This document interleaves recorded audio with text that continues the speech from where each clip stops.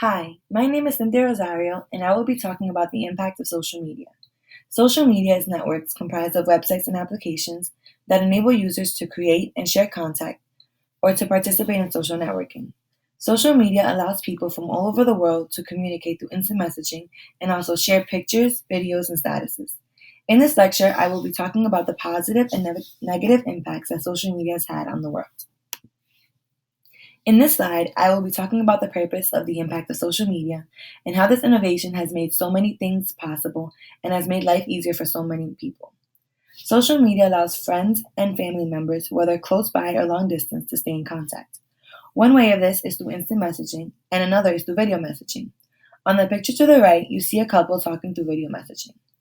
Even though you can speak through direct messages, being able to see others through video can allow for a stronger connection and more intimate and private way of communicating. Although email is a way of messaging and staying in contact, social media provides entertainment and a more interesting way of communication. Social media can also be used to enhance businesses as well as networking. In the picture to the left, you see many professional people bonding and networking through social media. Social media can also help bring awareness on certain topics and broaden others' knowledge. Social media can benefit us as well because it allows for self-expression. People can take videos and pictures and post them on their account for others to see. You can also write statuses on your feelings and moods and express yourself to others. Many people are too shy to speak up in person, but with social media they feel like they can. However, this can also be a harmful effect of social media. First, it can cause people to be socially awkward. It can also allow for cyberbullying. Cyberbullying is a big problem, as you can see by the graph on the left. It is an issue that keeps increasing over the years. Many cyberbullies feel protected by a screen to slander and be rude to others. The Merriam-Webster dictionary defines cyberbullying as the verbal bullying of someone through the use of electronic communication by posting mean or threatening messages about the person online, which is often done anonymously. In this video, I interviewed my father on his opinions about the overall impact of social media on society. I also recorded my siblings using social media through the means of different electronic devices.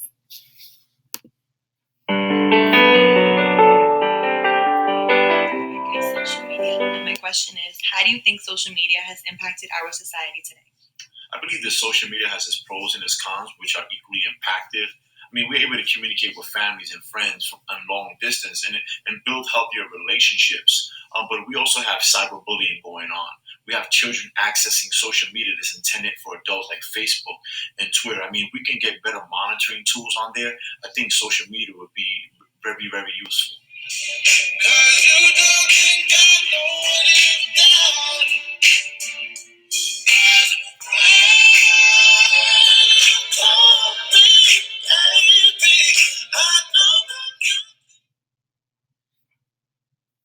In this video, you can see that my father agrees that social media plays a significant role in the rising issue of cyberbullying.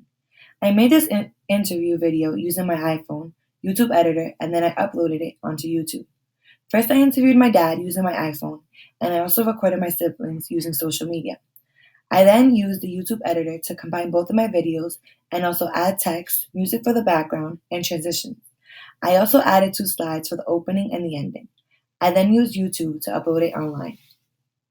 Social media has had a great impact on society as a whole, the economy, and culture. It has greatly changed the way people communicate and interact with one another. Before, people had to send letters through the mail and wait various days for it to send, and then wait various days to get a response. With instant messaging, you can send and receive a message within seconds and share pictures and videos. Social media can be used on an academic level as well. You can make group chats among your peers and work together on schoolwork and projects. It can also be used for business advertisements. To the right, you see an image portraying how social media can build up businesses. People can share business advertisement with their friends, and those friends can share it with those friends, and so on and so forth, and this can cause businesses to be more well-known and grow. I personally think that social media has the potential to positively impact the medical field. It can be used to bring awareness to people of things going on around the world, including natural disasters. And with this, many people can help by volunteering or donating so that the medical field can help others. Social media also allows for education about illnesses and diseases and how to prevent and treat them. On this next slide, I will be talking about the technical aspects of social media and how users interact with it. Social media is accessible through all smart electronic devices, including iPhones, Androids, laptops, and desktop computers.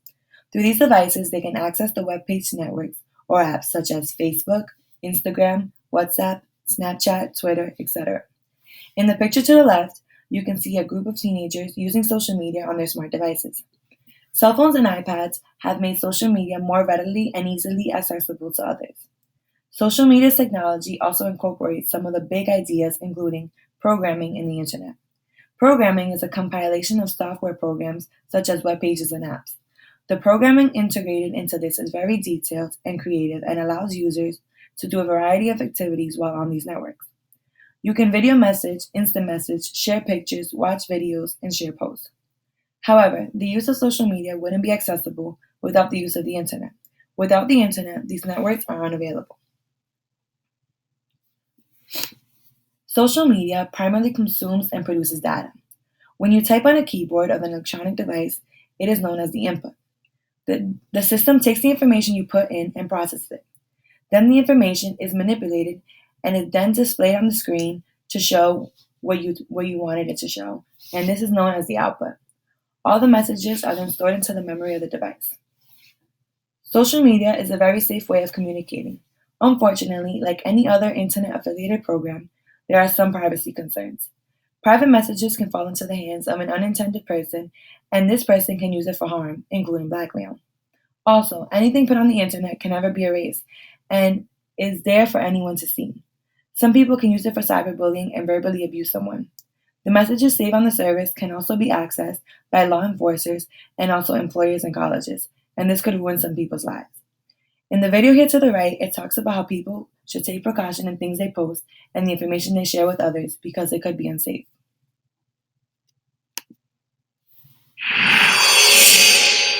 Illinois.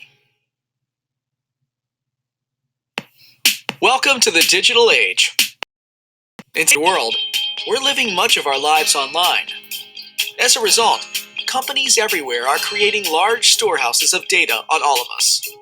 The most obvious information being collected is social media data. Everything you post publicly, and in some cases, privately, is being stored and analyzed. But it's not just social media. There is now a digital record of everything you buy, everything you watch, where you go and what happens at your house. Even your physical characteristics are tracked and stored. All of this data is being used to create profiles of us. Using unique algorithms, they are able to cater marketing strategies directly to you. Some groups are even profiling your personality to specially adapt their interaction with you. The aggregation and storage of this data is becoming one of the most profitable enterprises on the planet. Everything you post, tweet about, like, and more is being collected. Even the location from where you post can be gathered and can be tracked in real time, putting you at risk. Even after social media accounts are deleted, personal information can still be collected through a variety of means. After all is said and done, it's important to know what is being done with your data and to make informed decisions on what you post. You don't have to stop tweeting. You don't have to abandon social media. Just ask yourself these questions before you post.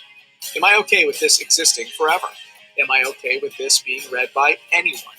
Am I okay with this being used to profile who I am? If so, post away. Enjoy social media responsibly. For more information, please visit go.illinois.edu/smprivacy.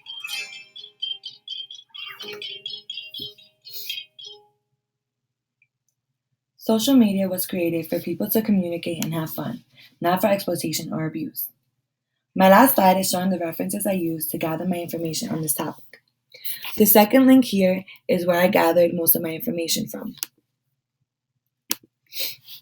As you can see, this is the article that I used to build up my case and my argument on social media.